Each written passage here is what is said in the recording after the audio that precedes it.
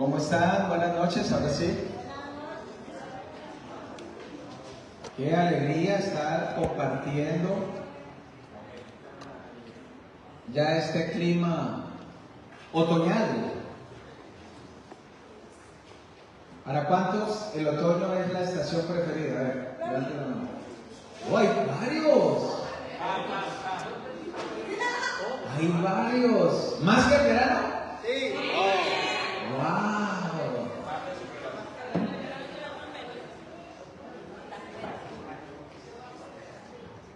Ya más de uno colgó los chores, los cortos.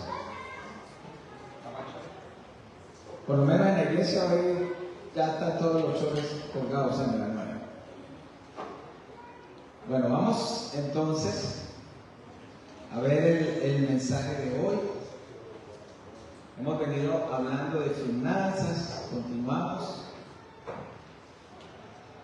Administra la riqueza con sabiduría o sabiamente. Llevamos meses hablando de un libro especial que nos ha enseñado a caminar en las tormentas. ¿Cuál libro? El libro de Santiago. ¿Sabe qué significa Santiago? San Jacobo. Santiago viene de Jacob. O Tiago es Jacob o Jacobo. Santiago, y de ahí también viene Diego. Diego también viene de Santiago y viene de Jacob o Jacobo. Tienen el mismo origen, la misma raíz. Santiago es un libro que tiene 5 capítulos. ¿Cuántos versículos? Casi que todos los sábados lo repito. ¿Cuántos versículos tiene el libro de Santiago? 108 versículos. 108 versículos. Escrito por Santiago, hermano de Jesús. ¿Sabía usted que este Santiago, que no es el apóstol Santiago, porque este Santiago es Santiago, el hermano de Jesús? ¿Sabía usted que este Santiago, todo el tiempo mientras que Jesús estuvo vivo, lo rechazó el ministerio de Jesús? Santiago se convierte al cristianismo después de que Jesucristo muere, resucita y se aparece a sus discípulos y se aparece a él. Y ahí sí ya le tocó creer. Y se volvió un creyente comprometido después de la resurrección de Jesús, tan así que le encomendaron nada más y nada menos pastorear la iglesia de Jerusalén. ¿Sabía usted cuál era el apodo de Santiago? Santiago Rodillas de Camello. ¿Sabe por qué le decían a Santiago el Rodillas de Camello? Y eso está no en la Biblia, pero en la historia, en los escritos de la historia. ¿Sabe por qué le decían a Santiago el Rodillas de Camello? Porque tenía unos bultos en las rodillas, fruto de su vida de oración.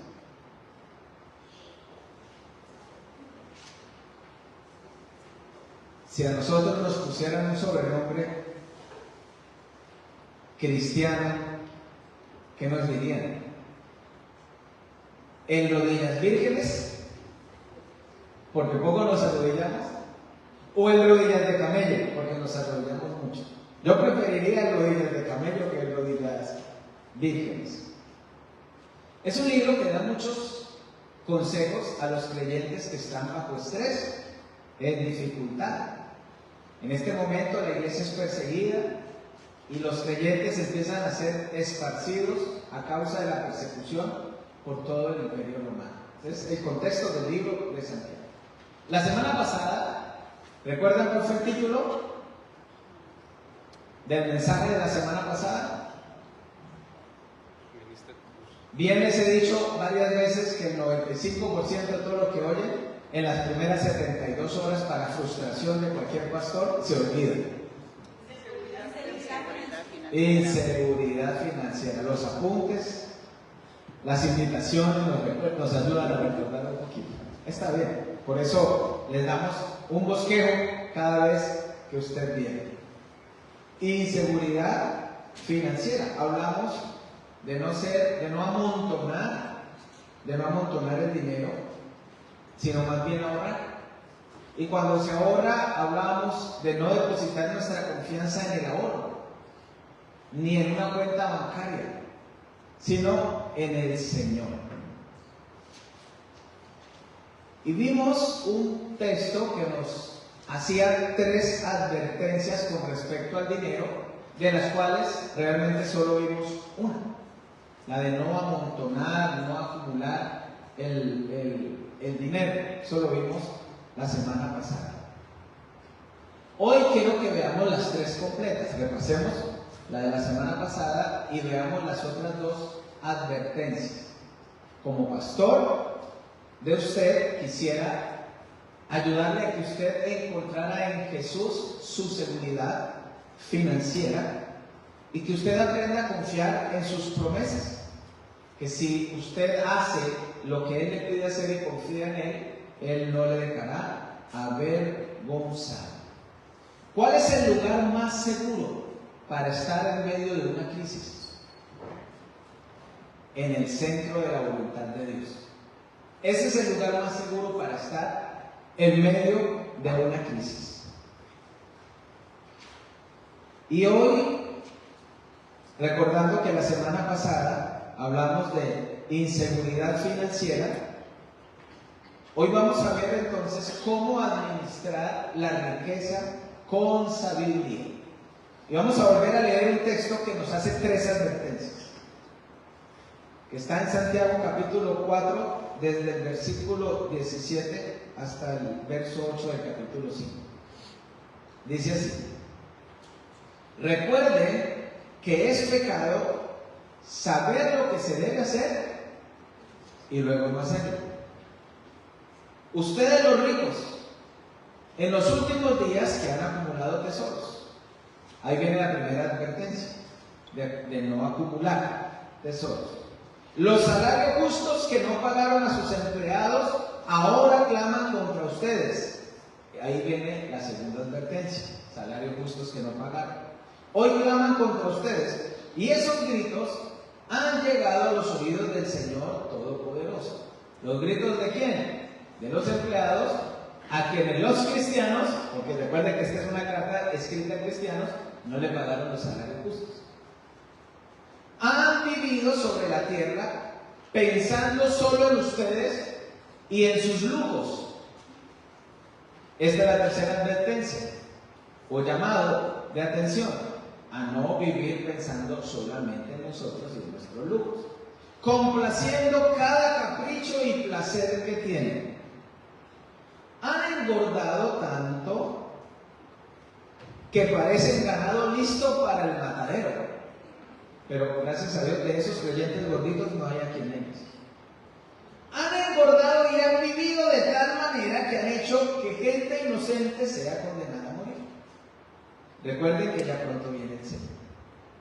Este es un pasaje fuerte, y eso que busqué la versión más suave. Pero por más que sea la versión más suave, suena fuerte. Está lleno de advertencias. Aquí hay 3 advertencias sobre el dinero, y hoy las vamos a ver. Pero no solamente vamos a ver las 3 advertencias del dinero, de la riqueza, sino también vamos a ver 3 recomendaciones para esas advertencias. Y estas recomendaciones son bíblicas. Es decir, vamos a ver lo negativo de la riqueza versus lo positivo de la riqueza. Entonces vamos nuevamente a mirar estas 3 advertencias una por uno. Y tan pronto miremos la advertencia, ahí mismito vamos a ver una recomendación de parte de Dios para hacer lo contrario a esa advertencia. Y eso es bíblico. 3 cosas que Dios quiere que hagas con el dinero. Y vamos a verlo juntos. Lo negativo y lo positivo. ¿Cómo hacer, ahorrar y utilizar las riquezas sabiamente? Hoy lo vamos a aprender. Dios nos da instrucciones para hacer en el momento de adquirir riquezas. cómo destinarlas y cómo usarlas. Y todo esto está en la Biblia. Entonces vamos a la primera advertencia. Y en esta misma primera advertencia, terminando, vamos a aprender una recomendación con respecto a esa advertencia. Entonces vamos con la primera. Primera advertencia. Al acumular riqueza, no la acapares neciamente. De esto veíamos la semana pasada, ¿recuerdan? No acapares, no amontones neciamente la riqueza. Y veíamos Santiago 5:3. Vamos a repasar. Es en los últimos días que han acumulado tesoros. ¿El dinero es bueno o es malo?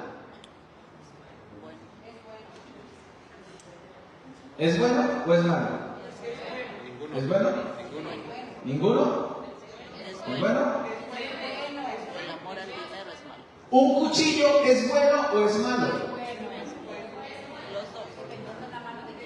Dependiendo. ¿La internet es buena o es mala? Depende de la persona. Las tres anteriores no son ni buenas ni malas. Son herramientas y de acuerdo a lo que se le use. El dinero es malo cuando se le da mal uso. Es bueno cuando se le da buen uso. Entonces no es ni bueno ni malo. Si puede ser bueno ni malo, no es ni lo uno ni lo otro. Es sencillamente una herramienta. Un cuchillo en manos de un chef es algo muy bueno. Pero en un ascensor en manos de una loca puede que no sea tan bueno. La internet en manos de un estudiante puede ser bueno. En manos de una persona con pensamientos obsesivos puede que no sea bueno. Es decir, es una herramienta. El dinero es una herramienta, veíamos la semana pasada, no para ser acumulada, sino para ser usada, para ponerla en circulación. No es algo para apilarse. Y también veíamos la historia de Jesús, que Jesús nos contaba en la Biblia a través de un joven rico y necio. ¿Se acuerdan la historia? Había un muchacho muy rico que no sabía qué hacer con tanto que tenía. Y tenía toda su riqueza amontonada. Y tenía montones y montones, no sabía manejar la abundancia, y lo que hacía era acumular. Y él decía, ¿y dónde meto lo que me viene entrando? Porque ya no me cabe. Y de pronto vino un eureka. Dijo, ya sé. Y es lo que dice Lucas 12, 18 y 20. Dice, esto dijo el joven, mandaré a construir unos graneros mucho más grandes. Pero Dios le dijo, qué tonto eres. Hoy vas a morir. Y otro obtendrá lo que tanto trabajo te costó. ¿Qué quería hacer este rico con la riqueza? Amontonar, acumular. Un granjero cristiano exitoso dijo una vez, el dinero es como el fertilizante. Si lo esparces adecuadamente, da crecimiento. Pero si lo amontonas, huele mal, empieza a oler mal. Entonces, por un lado, la Biblia me advierte de no acumular la riqueza. Pero recuerde que vamos a ver, frente a cada advertencia, un consejo. Entonces, no acumulemos neciamente la riqueza, sino más bien ahorra con sabiduría. Proverbios 21:20 nos dice, el sabio ahorra para el futuro, pero el necio gasta todo lo que obtiene. Un mayordomo fiel, creyente, un hombre de fe, no acumula, sino ahorra. Y se puede estar preguntando, ¿y entonces cuál es la diferencia entre acumular y ahorrar? Veas el sermón en línea de la semana pasada. Pero se lo voy a resumir en 2 palabras. La diferencia entre acumular la riqueza neciamente y ahorrar sabiamente está en 2 palabras. Una de ellas, el propósito con el que usted lo hace, y otra es la motivación con la que usted lo hace. Esa es la diferencia entre ahorrar y acumular. Pero como el sermón de la semana pasada fue dedicado a esto, ya entonces dimos por terminado el primer punto, porque ya lo habíamos repasado. Entonces recuerden, advertencia con respecto a la riqueza: no la acumulen neciamente. Recomendación frente a esta advertencia: ahórrela sabiamente. Segunda, para que lo llene su bosquejo, en el primer punto a llenar es la palabra neciamente, y en la recomendación, con sabiduría. Más bien, ahorra con sabiduría. Segundo punto: al adquirir la riqueza, no lo hagas deshonestamente. Entonces coloque la palabra ahí en su bosquejo: deshonestamente. Es decir, la Biblia me dice: de acumularla no la amontones, de adquirirla no lo hagas de manera deshonesta. ¿Conoce usted alguna forma deshonesta de hacer riqueza? Por lo menos una. Yo creo que pudiéramos hacer una vigilia de formas deshonestas de hacer riqueza, ¿no? Todos conocemos formas. Santiago nos habla de una específica. ¿Cuál? No pagar un salario justo.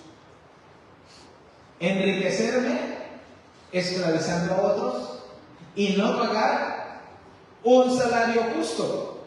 Esto es deshonesto. Miren lo que dice Santiago 5:4. Los salarios justos que no pagaron a sus empleados ahora claman contra ustedes. Y esos gritos han llegado a oídos del Señor Dios Todopoderoso. Este versículo es el terror de cualquier empresario cristiano. ¿Sí o no? ¿Qué dice la Biblia? ¿Qué escucha Dios?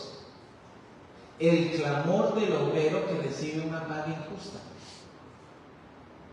Y qué triste si el que da la paga injusta pues es un creyente, porque recuerde que esto fue escrito a los creyentes, a los cristianos de Jerusalén. Dios oye esas quejas. Proverbios 10:2 dice: las riquezas mal habidas no son de provecho, pero la honradez nos libra de la muerte. Así que nos dice, primero, con respecto a la riqueza, no la acaparen neciamente, sino ahórrenla sabiamente. Segunda advertencia: no la adquieran de forma deshonesta o deshonestamente, sino más bien, ahora viene el consejo, sino más bien trata a los demás de forma justa. Ahí puede llenar. Trata a los demás, llene su bosquejo, de forma que justa. Mire lo que dice Proverbios 16:11. Dios quiere que seas honrado en todos tus negocios. Qué buen versículo. Dios quiere que seas honrado en todos tus negocios. Proverbios 16:11. Si quieres la bendición de Dios, debe ser justo en todos tus negocios. ¿Cómo esperas tú, como creyente, hombre o mujer de fe, recibir la bendición de Dios cuando tratas injustamente a la creación de Dios? Es difícil. Y este es el segundo principio de la riqueza: que sea honesta, que no hiera a la gente. Este es el país de las oportunidades. Yo lo creo. Yo creo que este país económicamente tiene muchas oportunidades. Hay personas cuyo anhelo es trabajar en un lugar, digamos, con un salario seguro, un horario seguro, y esto le realiza, y está bien, no está mal. Hay otras personas que están en este momento trabajando en un horario seguro, con un salario fijo seguro, pero tienen un sueño de emprender. Y dicen, yo estoy aquí temporal, pero yo anhelo o sueño con tener mi propio negocio en algún momento. Y también está bien, ninguno de los dos es mejor. No, es cuestión también de vocación, de temperamento, de anhelo, de realización de mis talentos y de mis dones. No todos los seres humanos están llamados a emprender un negocio, como no todos los creyentes. ¿Usted se imagina que todos aquí fuéramos pastores? No tendría ningún sentido, ¿no? Lo mismo sucede, si todos son empresarios, ninguna empresa tendría un empleado, porque todos son empresarios. Pero si usted quiere en algún momento, si usted tiene en este momento un negocio, o va a emprender en algún momento un negocio, y usted quiere que ese negocio tenga la bendición de Dios, manéjelo bajo estos 4 principios, que son los 4 rasgos de un negocio exitoso de verdad. Perdón, ¿tendrá? 4 rasgos de un negocio exitoso de verdad. Esto es como si fuera una rosa con 4 pétalos, la rosa de los vientos, no la de Guadalupe.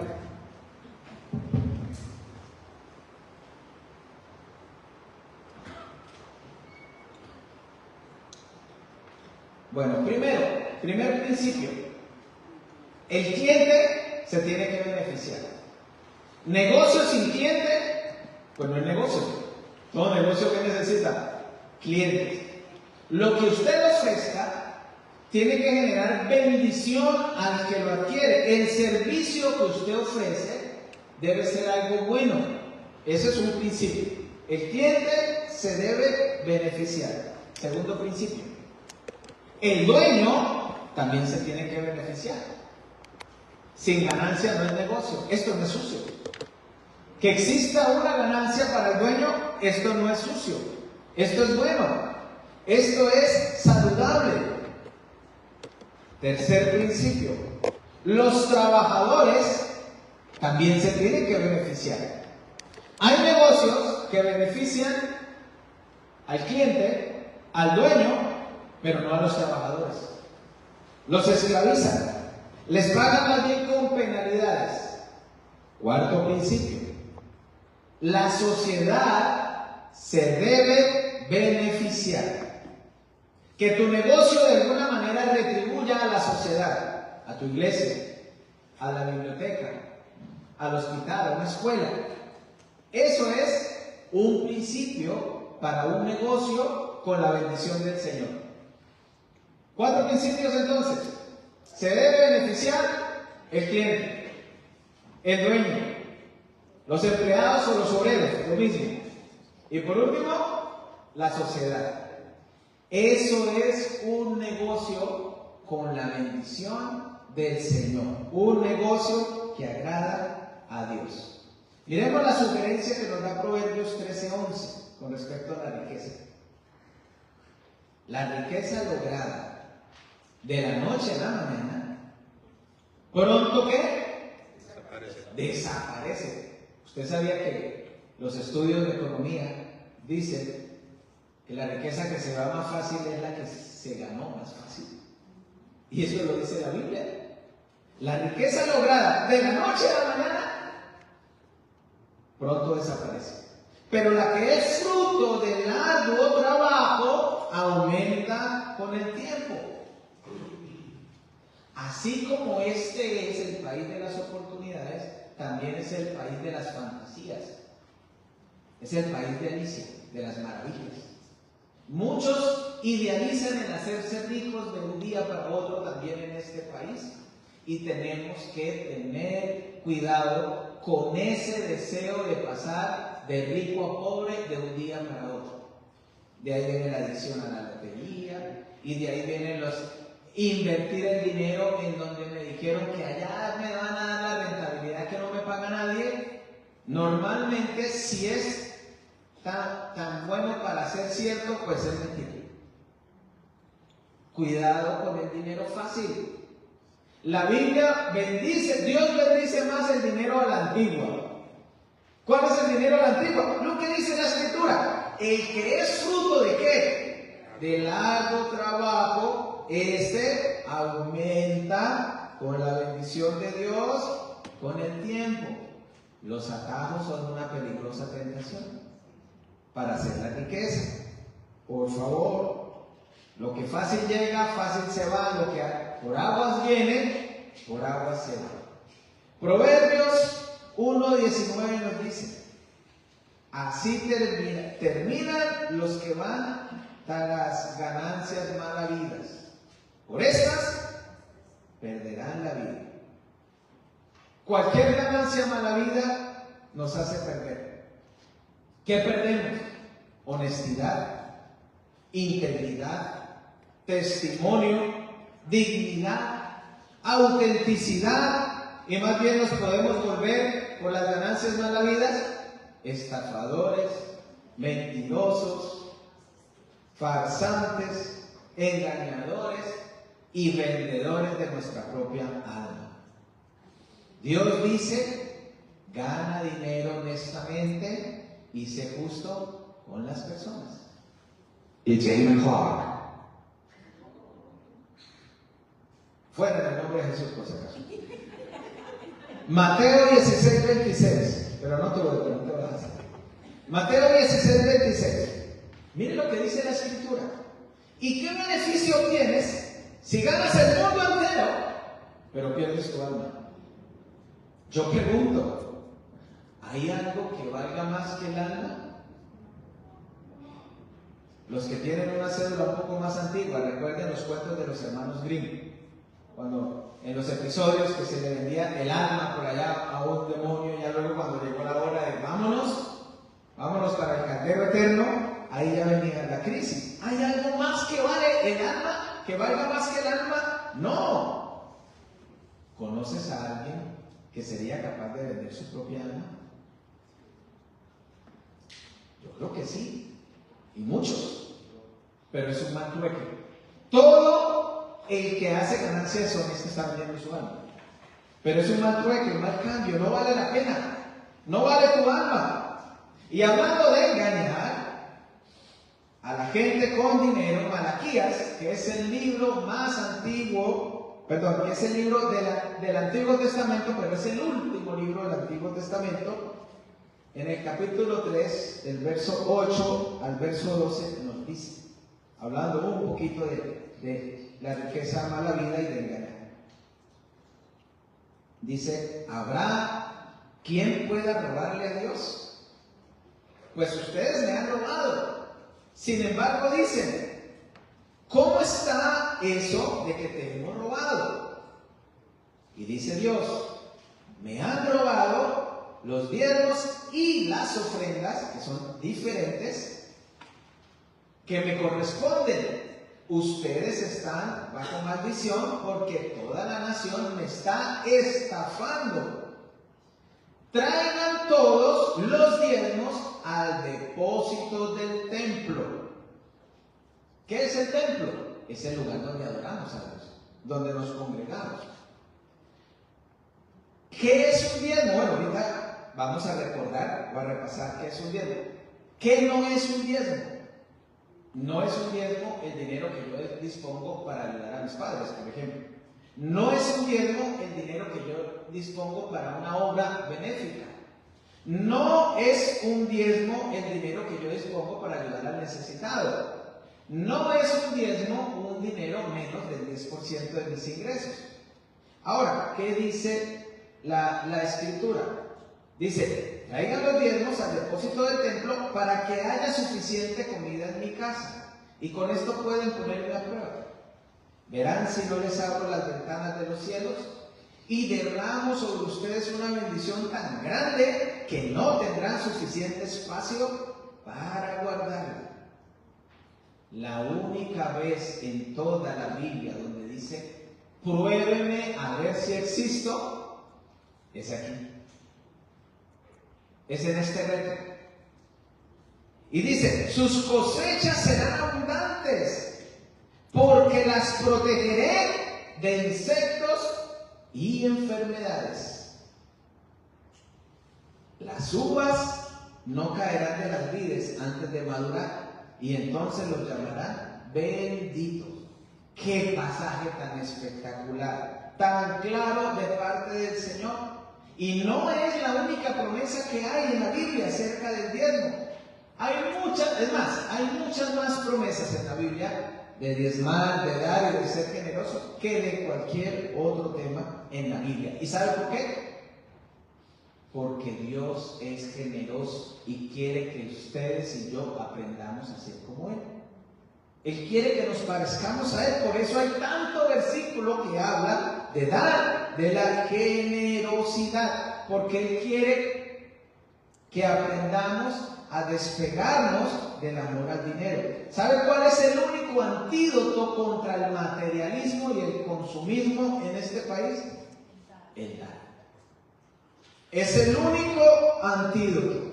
El materialismo nos dice compra, compra, compra, compra, compra, compra, compra. Y la Biblia nos dice da, da, da, da, da. Ese es el antídoto contra el materialismo. Ahí rompemos las garras que tiene el materialismo sobre nuestras vidas. Y decimos, Señor, confío en ti, en las promesas que están en tu palabra. Si soy generoso, si ayudo al necesitado, y si yo diezmo y te honro, tú te harás cargo de mis necesidades. Diezmo significa la 10ª parte. ¿Y por qué Dios hace esto? Si Dios no necesita dinero, Dios no es pobre, no está a dieta, no está haciendo curso para fakir. ¿Y saben qué es fakir? Son esos que son bien delgaditos, se pueden doblar y meterse en un espacio muy pequeño, porque están muy delgaditos. Y Dios sencillamente no necesita nuestro dinero. Es más, el dinero que tenemos es de Dios, aunque usted no lo quiera creer. El dinero que nos presta el dinero hasta cuando Él quiera, porque cuando nos llame a cuentas, el dinero que tenemos pasa automáticamente a ser de Dios, pues es prestado. Él nos lo presta. Y la Biblia me habla de diezmar por 3 razones principales: pasado, presente y futuro. Y vamos a verlas un momentito. Primero, pasado. ¿Por qué diezmo? ¿Por qué diezmar tiene que ver con mi pasado? ¿Sabe por qué? Porque cuando yo diezmo, estoy siendo agradecido porque pude trabajar ayer, antier, tras antier, y esta semana y este mes, y pude producir un fruto. Yo diezmo por gratitud, porque ayer Dios me permitió trabajar y me proveyó, y hoy diezmo por eso.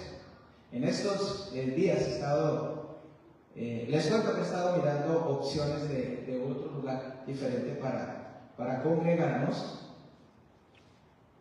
y estuve hablando con un americano, ¿no? Entonces estábamos charlando y más o menos hablaba él también en la iglesia, y entonces me tocó decirle, y usted nos puede hacer una rebaja, tenga en cuenta el precio. Entonces él en su lenguaje medio agringado, y ustedes no tener presupuesto, y yo estamos un poco cortitos en este tiempo. Entonces dijo, pero diezmar, ser parte de la adoración. Y yo, pues sí, pero si usted puede tomar en cuenta que estamos necesitados. Entonces me dice, yo no entender iglesia latina. Y yo en el fondo, yo tampoco entender iglesia latina. Y él me decía eso, decía, para los americanos, Diezmar es lo más simple, cotidiano y normal de la vida. No es crisis, no es negocio de una persona, es bendición, es dar, es normal. Si yo hago la iglesia donde yo me congrego, yo doy, yo aporto, y yo ayudo y me comprometo. Eso es normal en la cultura americana. Pero en la cultura latina es diferente. Más bien en la iglesia, ¿qué puedo yo recibir en la iglesia? Y entonces él me decía eso, él me decía, pero para nosotros diezmar es parte de la adoración, es parte del servicio de decir que soy creyente. Para mí diezmar es lo mismo de decir que soy cristiano, va de la mano lo uno con lo otro. Segundo, diezmamos por el presente, porque usted en el presente le dice a Dios que Él es su prioridad. En su tiempo, en su dinero, en sus relaciones. Todo lo que usted quiera que Dios bendiga, el área que usted quiere que Dios bendiga, póngalo en el primer lugar. Por ejemplo, usted quiere que Dios bendiga su matrimonio, ponga a Dios primero que su matrimonio. Usted quiere que Dios bendiga a sus hijos, ponga a Dios primero antes que a sus hijos. Si usted quiere que Dios bendiga sus finanzas, ponga a Dios en el centro de sus finanzas. La semana pasada veíamos cómo un millonario, John Rockefeller, cuando le preguntaron de cuál era el secreto de su riqueza, él dijo el 10-10-80. Primer 10% es para Dios, segundo 10% lo ahorro y vivo con el 80% restante. Y hablábamos de un libro, inclusive mi esposa salió interesada y dijo, lo voy a comprar. El millonario que creyó en el diezmo. Y ahí habla de John Rockefeller, habla de William Colgate, habla de James Kraft, el que patentó el queso procesado Kraft, y que fueron hombres que creyeron en eso. El segundo principio, la razón que tiene que ver con mi presente es, yo creo la promesa de Jesús que dice, búsqueme primero, déme primero y yo me voy a encargar de sus añadiduras. Eso se llama confianza. Creo que Dios me va a cuidar, que sus promesas son reales, que no son mentiras, si soy fiel a su llamado. Y la tercera razón, pues tiene que ver con esto, confianza en el futuro. Yo le confío a Dios mi futuro. Confío que si lo honro adecuadamente, que si le devuelvo lo que su palabra me dice que le pertenece, entonces Él será fiel. Mire, una de las cosas más locas que he escuchado como creyente es, algunos realmente dicen, yo creo que le confío mi alma a Dios ciegamente cuando me muera. Y yo confío que Dios me va a llevar al cielo. Pero todo el tiempo mientras que estuvo en la tierra, nunca confió sus finanzas a Dios. Pero le confío el alma, pero no le confío mis finanzas. Pareciera que hay algo como que no cuadra entre la fe que promulgo y la manera como la estoy practicando. Mire lo que dice, por ejemplo, Proverbios 3, del 9 al 10. Honra al Señor con tus riquezas y con los primeros frutos de tus cosechas. Circule ahí, primeros frutos. Hágale un encierre. Primeros frutos. Así tus graneros se llenarán a reventar y tus bodegas rebosarán de vino nuevo. ¿Usted ha escuchado alguna vez esta expresión? Este mes no me alcanzó para diezmar. ¿Lo ha escuchado alguna vez? Yo lo he escuchado muchas veces. Y esta expresión viene del desconocimiento de eso que acabamos de circular. Los primeros frutos. Porque cuando yo digo este mes no me alcanzó para diezmar, significa que el pensamiento que tengo yo con respecto al diezmo es las obras. O sea, este mes sobró dinero, voy a dar dinero para el diezmo. Este mes no sobró dinero, pero cuando usted mira, el diezmo siempre está relacionado a lo primero. Dice, honra al Señor con tus riquezas y los primeros frutos. Y si le damos al Señor los primeros frutos, siempre va a alcanzar para diezmar. Ahora viene la pregunta: ¿cree usted esta promesa? Y si no la cree, ¿qué cree que deberíamos de hacer? ¿La arrancamos de la Biblia? ¿La ignoramos? ¿No la volvemos a leer? Y si tú lo crees, y si tú crees realmente que esto es la palabra de Dios, ¿cómo lo demuestras? ¿Cómo demuestras que confías en que esto que tenemos todo y que estudiamos cada semana es la palabra de Dios? ¿Estás diezmando? Donde quieras tu bendición, en el área que tú quieras, la bendición del Señor, ahí es donde debemos aprender a colocar al Señor en el primer lugar. Hace muchos años, cuando no era pastor, ni siquiera me estaba congregando, y mi hijo mayor era el único que había nacido en ese momento, y tenía menos de un año, y ganaba un salario corto para mis necesidades. Mi esposa, el niño y yo dormíamos en una habitación. Hoy que tuve la oportunidad de hablar con Rodrigo Jr., le contaba que en aquel tiempo no había dinero para pañales desechables, era un lujo, y nos tocó de telita, nos tocó de esos que se reutilizaban y se lavaban después de usarse y se colgaban en el tendedero, y no sé si recuerda, con plastiquitos se usaban, se ponía el pañal y encima un plástico que también se le hacía el nudo. En aquel momento era experto en cambiar los pañales, hacerle el nudo con el plástico también para evitar accidentes. Y en aquella época escasa, yo no vivía en la casa de mis padres y llegué a visitarlos, y siempre he tenido una relación bien especial con mi madre. Aprovechemos que está aquí para que crea que la quiero. Ella sabe que la amo muchísimo. Y mi madre, como buena santanderiana, que le gustan las cosas de frente y a la cara, pues yo llegué a quejarme de la vida. Yo llegué a quejarme de todo. Yo decía, ¿de qué me sirve trabajar si yo vivo con tanta escasez, con tanta miseria? Y llegué a quejarme y no me congregaba en ese momento. Y mi madre me dice, pero es que usted es deshonesto. Usted, y yo, ¿cómo me va a decir mi propia madre deshonesto, no? Y me dice, es que usted no diezma. Y yo, pero le acabo de hacer cuentas, madre, de lo que me gano, lo que gasto, y quedo sobregirado cada mes. ¿Cómo usted me va a decir a mí que yo diezmo? Y ella me dice, usted conoció los principios desde niño y no los vive. No sé qué. Usted le está rogando al Señor. Y yo me fui enojadísimo con mi mamá ese día, enojado. Y me fui. Y duré como una semana pensando en lo que ella me había dicho. Y luego dije, pues, ¿y qué tal que tenga razón? Entonces, bueno, recordé que el versículo dice, pruebe. Dije, pues voy a dar mi primer diezmo.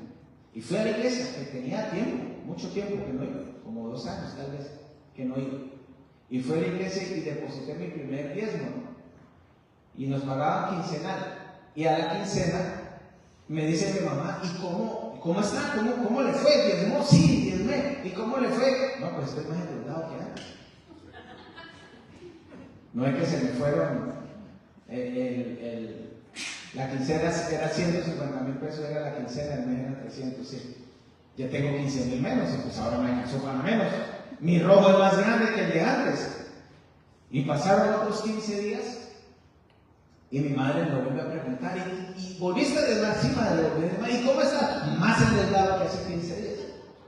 Y me estaba llenando de enojo por ese pruebe que como que yo decía, pero para mí no me resultó.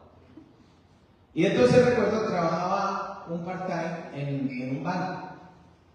Y me llama la gerente a su oficina y me dice, José, lo siento, usted es un buen empleado, yo le tengo cariño, pero hay recorte de personal.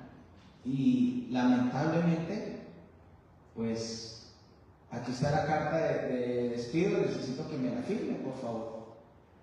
Y en ese momento yo no pensé en que me quedé sin trabajo, yo no pensé en qué iba a hacer, yo pensé fue en por qué fui tan tonto de haber diezmado. Y en ese momento lo que yo pensé fue en mi mamá, en el enojo por haberle hecho caso a mi mamá, y empecé a renegar y a autodescalificarme. Me decía a mí mismo por estúpido, por tonto, por haber creído, yo soy un hombre de números, me encantan los números, y yo sabía que si daba, pues me quedaba menos, y entonces me empecé a renegar ahí. Y la gerente me vio así como ido y me dijo, porfa, José, fírmeme la carta. Y yo le dije, ¿pero para qué? Si ya me echaron. Dijo, no, pero necesito, es un formalismo. Y entonces yo agarré y firmé y le entregué el papel.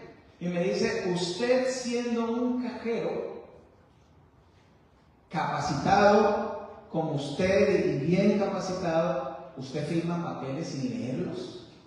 Y yo, ¿y qué más da? ¿Y qué tal que sea un traspaso de herencia? Ahí me hizo reír, ¿qué herencia? Yo puedo firmar lo que sea, y a mí no tienen de dónde quitarme algo. Entonces ella me dijo, lea, José Alfredo, lea la carta. Y era una persona que se había portado muy bien conmigo, entonces yo empiezo a leer la carta. La carta era un ascenso, donde el salario se me había multiplicado varias veces. Y a partir, por tener el full time, iba a tener beneficios que mi part-time no tenía. Como que iban a pagar la escuela de mi hijo y me empezaron a pagar a mí la universidad. Me hicieron un crédito bancario para mi primer vehículo sin intereses, 0 interés por ser empleado bancario. Y luego yo no sabía en dónde meterme con Dios. Por todo lo que yo renegué y renegué y renegué y renegué. Repasemos entonces, ¿qué pasa si uso mi dinero sabiamente? La Biblia dice, no lo acapares neciamente, ahórralo sabiamente. No lo adquieras deshonestamente, sino más bien trata a los demás de forma justa. Tercero y último, al destinar tu riqueza, no la gastes egoístamente. Mire lo que dice Santiago 5:5.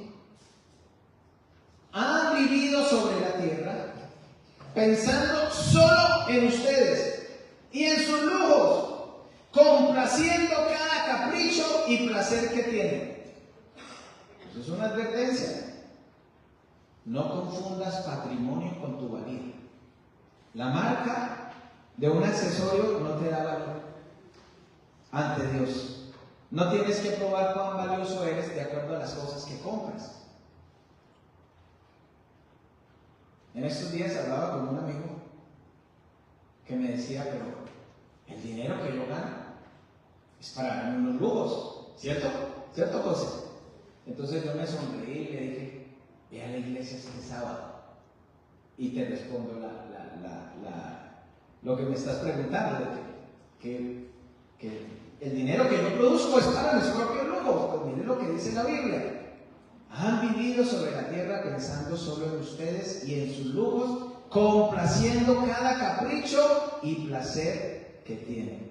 Proverbios 13:7 dice, una vida pretenciosa y extravagante es una vida vacía. Una vida sobria y sencilla es una vida plena. Una vida extravagante es vacía. Una vida sencilla, ¿qué es? Es plena. Entonces, ¿cuál es la advertencia? La tercera advertencia. No la gastes egoístamente. ¿Y cuál es la recomendación? Más bien, compártela con generosidad. Dios te está probando. Si eres fiel en lo poco, serás fiel en lo mucho y Él te dará más. Miren lo que dice, vamos a terminar con tres proverbios. Miren lo que dice Proverbios 11:24. 3 promesas en esos 3 proverbios. Da con generosidad y será más rico. Sé tacaño y lo perderás todo. Hay quienes toman en la vida y hay quienes dan en la vida.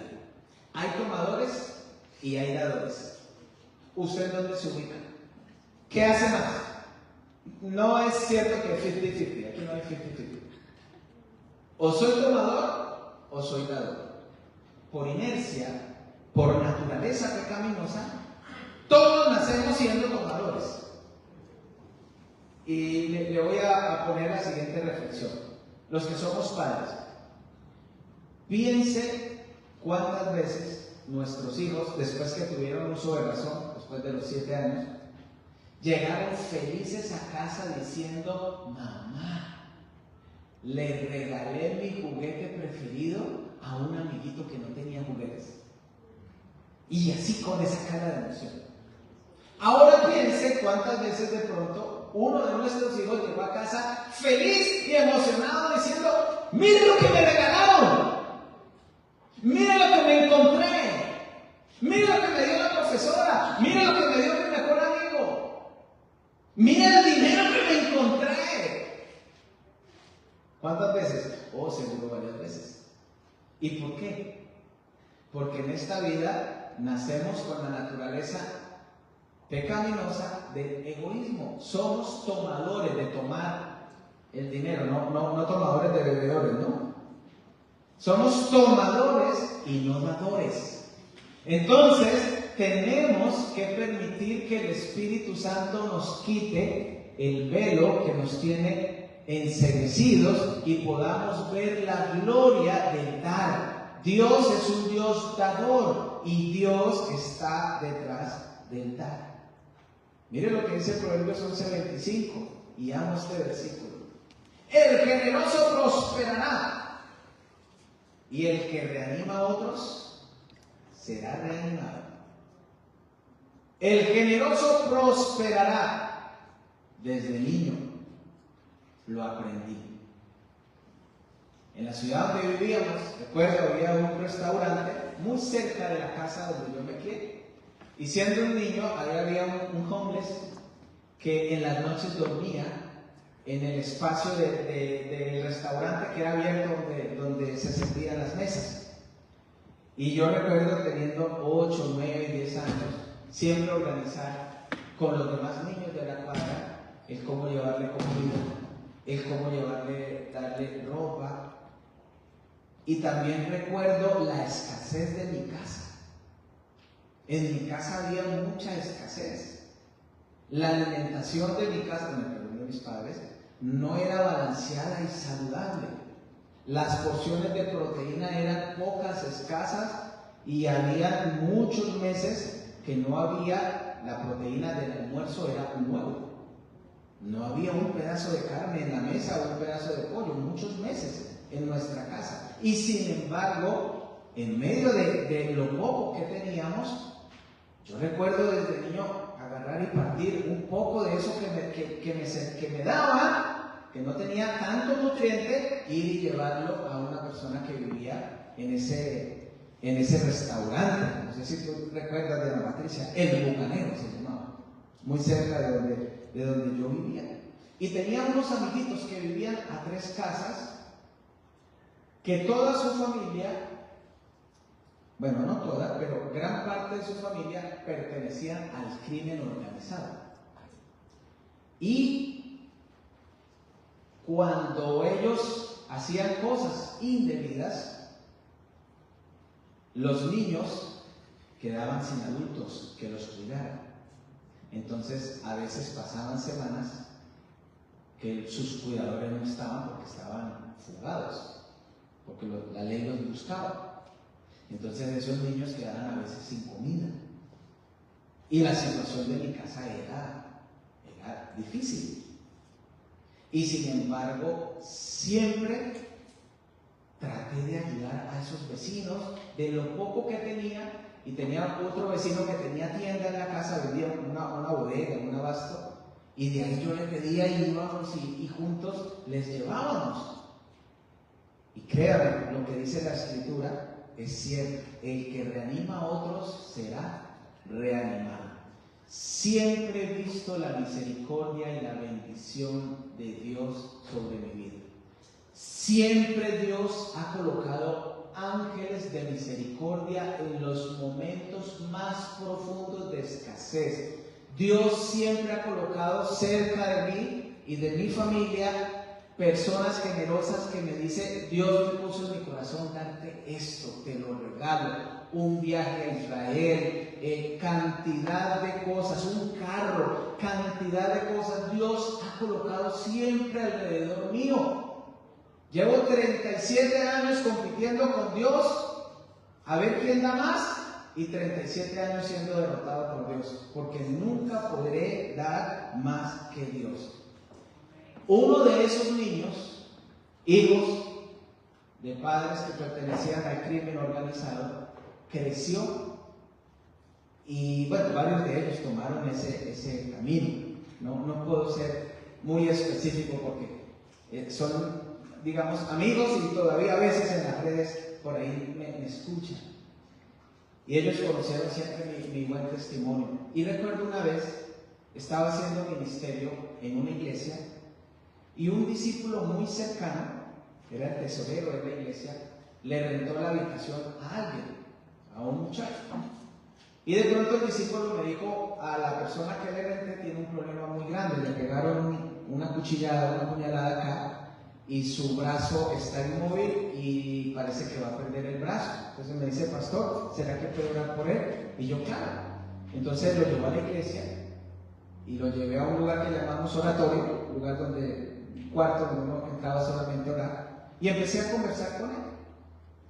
Él no era creyente y empecé a orar por sanidad. Y luego le dije, pero puro Espíritu Santo, le dije, ¿andas en malos pasos? Sí, pastor. ¿Y te tienen amenazado de muerte? Sí, pastor. Ok, ¿tienes miedo de estar en la calle? Sí, pastor. Ok. ¿Y quien te pegó esa puñalada, su nombre es tal? Y me dice, sí, pastor. ¿Y usted por qué sabe? Y entró en un estado de ansiedad y se sintió acorralado, iba a salir corriendo y me tuve que parar en la puerta y decirle, ya, esto es de Dios, tranquilo, estás en un lugar seguro, estás en la casa de Dios, pero usted por qué sabe, usted quién le dijo, esto no lo sabe ni mi mujer, quién fue la persona que me pegó la puñalada. Y le dije, tranquilo, me lo acabó de mostrar el Señor, pero tranquilo, Dios te trajo para hacerte un hombre nuevo. Arrodíllate, volvimos a orar, recibió al Señor. Y yo recuerdo que quien le pegó la puñalada, que era el jefe de una banda organizada, cuando niños, siempre me dijo, el día que usted necesite de mí, Joséito me decía, el día, Joséito, que usted necesite algo de mí, solamente dígame que yo hago lo que tenga que hacer para defender su vida y su integridad. Y entonces yo más o menos, yo no volví a hablar con él muchos años atrás. Desde la preadolescencia nos dejamos de ver, pero oía más o menos él en donde estaba, se ubicaba y delinquía. Y entonces me armé de valor, oré y me fui para allá y me metí a la cueva del oso. Me agarraron sus hombres armados, me amenazaron y yo dije, llame a tal persona y dígale que tal persona, Joséito, me tocó para que él se acordara de mí, quiere hablar con él. Inmediatamente me llevaron para hablar con él, nos sentamos, me atendió súper bien. ¿A quién hay que matar? Me dijo. Le dije, no, todo lo contrario, a quien hay que perdonarle la vida. Y él se echó a reír y dijo, usted se hizo pastor, ¿cierto? Y yo sí, no sabía, usted de niño tenía esa vocación para ser pastor. Y en esa conversación yo le dije, vengo a interceder por fulano de tal. Su rostro cambió, empezó a temblar del enojo, dijo, se nos escapó. Pero ese hombre ya está muerto, es hombre muerto. Y entonces le recordé, le dije, usted siempre me dijo que el día que necesitara su ayuda viniera usted. Hoy vengo porque necesito su ayuda, perdónenle la vida. Soy el pastor de él está arrepentido y él está en un proceso de arrepentimiento y de conocimiento del Señor. Dijo, solamente lo hago si usted me promete que cuando él deje de ser miembro de su iglesia, usted tiene que venir aquí e informarlo. Si no, no le perdono la vida. Le dije trato hecho y le perdono la vida. Y ya luego mi amigo que tomó el camino de la delincuencia, no el discípulo, sino mi amigo, luego años después a él lo mataron. y ya no está. Pero el que reanima, yo lo reanimé de mí y luego necesité interceder para salvar la vida de una persona. Y ahí fui reanimado yo, porque como pastor me sentí muy feliz y muy satisfecho de poder ayudar a una persona que no perdiera su vida de manera violenta. Proverbios 10:22 dice: cuando el Señor te bendice con riquezas, no tienes nada de qué lamentar. Hay un famoso republicano, representante de la Cámara, Bob McEwen, cuenta que él se llevó a su hijo a un McDonald's.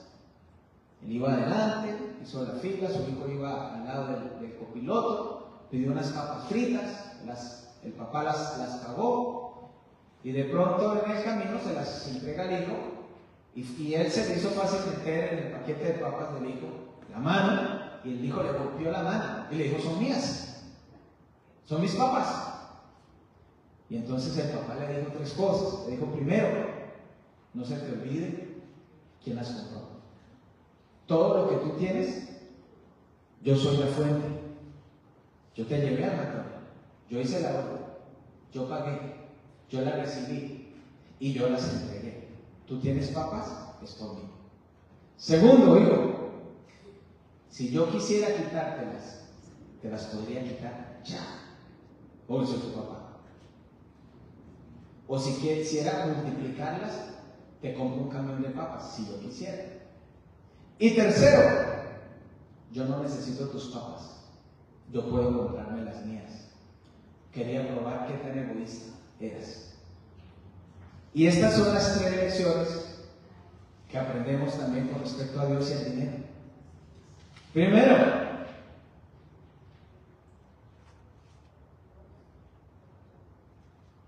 Él es la fuente. Todo lo que yo tengo es gracias a Él. Segundo, si Él quiere me lo quita o me lo multiplica por 2, por 3, por 4, por 5. Tercero, Él no necesita mis papas. Él puede comprarse las que quieras. Pero viene la pregunta: ¿y si Dios te dijera, ¿me darías una papa? Pues eso dijo Malaquías 3:10. Trae los diezmos a la Florida. Y si Dios te diría hoy, ¿y me darías la primera papa? Eso es lo que dice Proverbios 3:9-10. Honra al Señor con tus bienes y con los primeros frutos, y serán llenos tus graneros en abundancia. Vamos a ver. Vamos a ponernos de pie. Y vamos a orar. Hoy tenemos Santa Cena para compartir. Y vamos a cerrar nuestros ojos. Gracias, Padre Santo,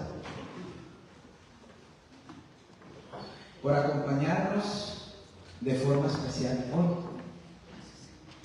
Hoy, Señor, hoy no quiero orar por dinero. Hoy no queremos pedirte nada material. Hoy solamente queremos honrarte, adorarte, Señor, presentarnos delante de ti con un corazón agradecido. Hoy queremos, Señor,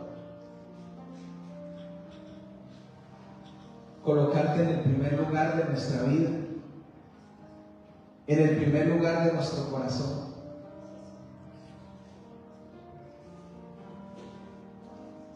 Señor, te necesito. Te necesito, Padre. Necesito de ti. Mi familia necesita de ti. Mi matrimonio necesita de ti. Mi corazón necesita de ti. Mis pensamientos necesitan de ti. Mis emociones necesitan de ti. Mis decisiones necesitan de ti.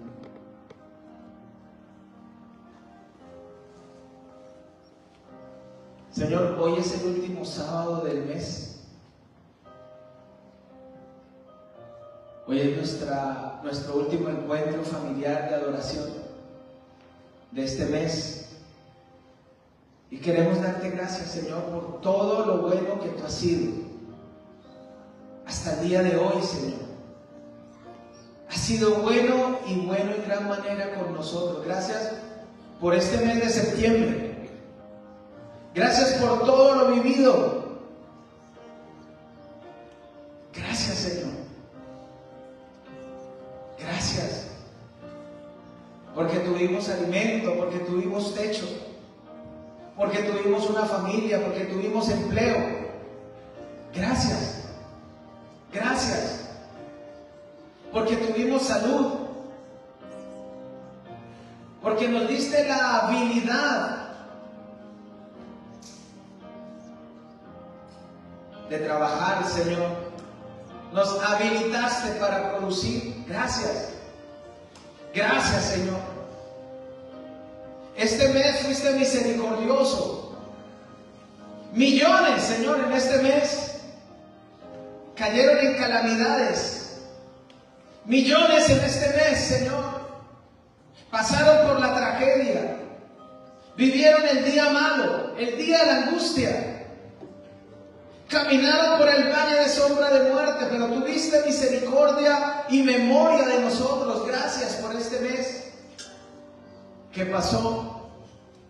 Pero ahora, Señor, queremos presentar delante de ti este nuevo mes, el mes de octubre. Queremos que este mes de octubre, Señor, sea un mes donde podamos crecer espiritualmente. Que en este mes de octubre tú puedas ser mi prioridad. Señor, solamente quiero que en este mes de octubre yo pueda caminar en el centro de tu voluntad.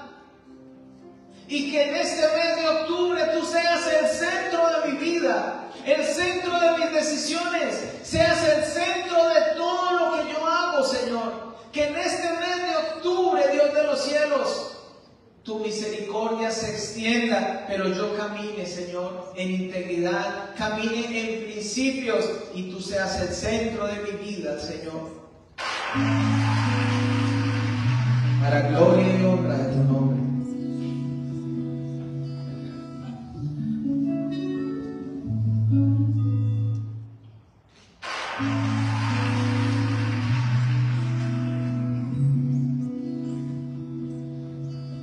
El centro de todo eres Jesús.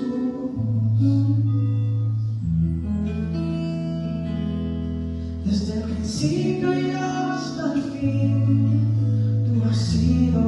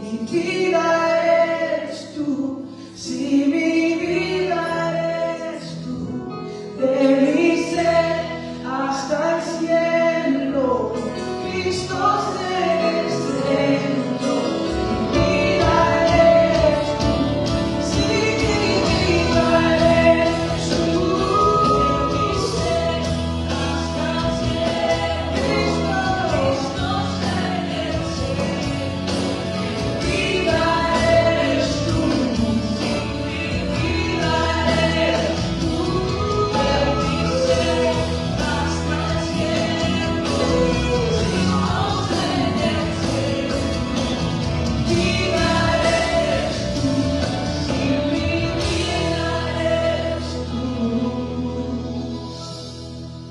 Te pedimos, centro de tu iglesia, ser Jesús.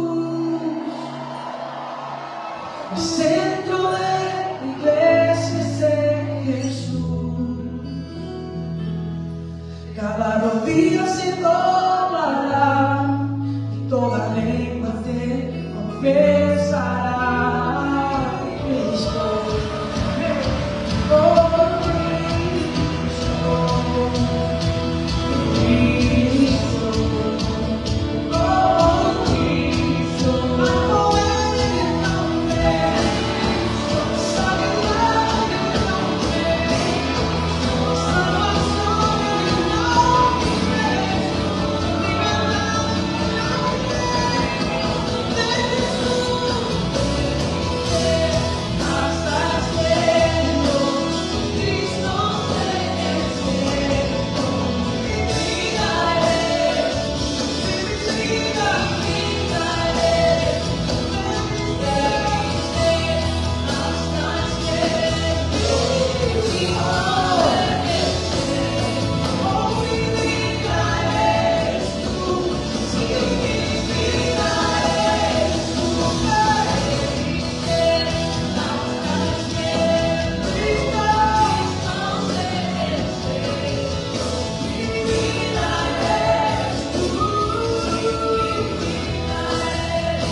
de mi ser hasta el cielo, Cristo en el cielo, mi vida eres tú, si mi vida eres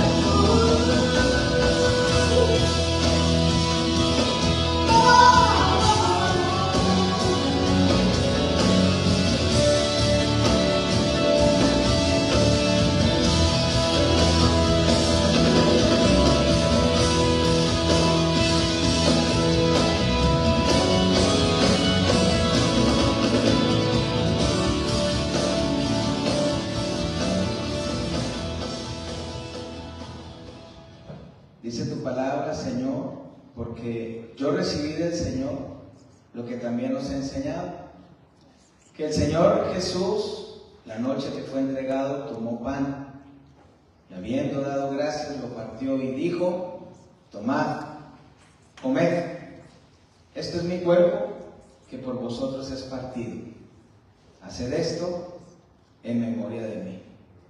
Señor, aquí está el pan, que nos recuerda, Señor, tu cuerpo en sufrimiento.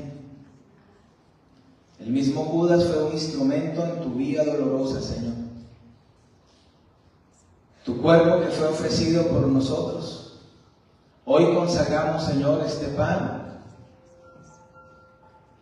y con todo respeto y reverencia, pero también con gratitud, recordamos, Señor, cómo entregaste tu cuerpo por nosotros.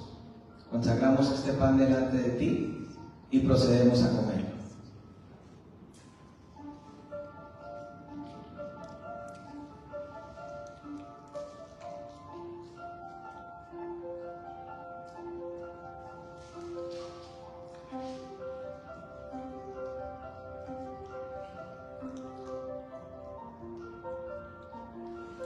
Asimismo tomó también la copa después de haber cenado, diciendo: esta copa es el nuevo pacto en mi sangre.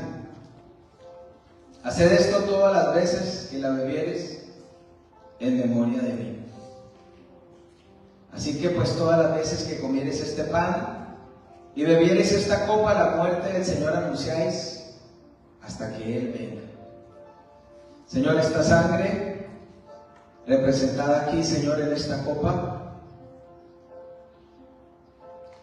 es nuestra redención, Señor. Es el testimonio que nos recuerda que cada gota de tu sangre, Señor, fue para perdón de mis pecados. Y que era yo el que tenía o debía estar en esa cruz, pero tomaste mi lugar. Moriste para que yo viviera, Señor. Consagramos, Señor, esta copa delante de ti y procedemos a tomarla.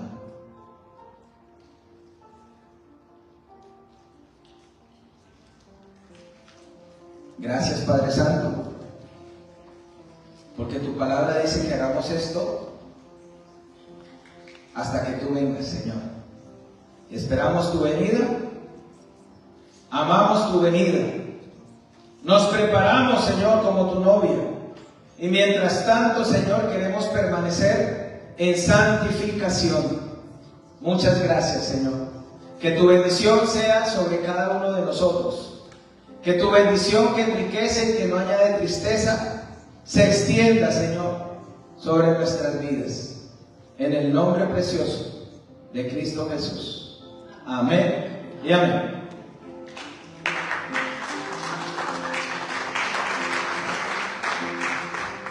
Bueno, familia, sentémonos un momentico para dar unos anuncios.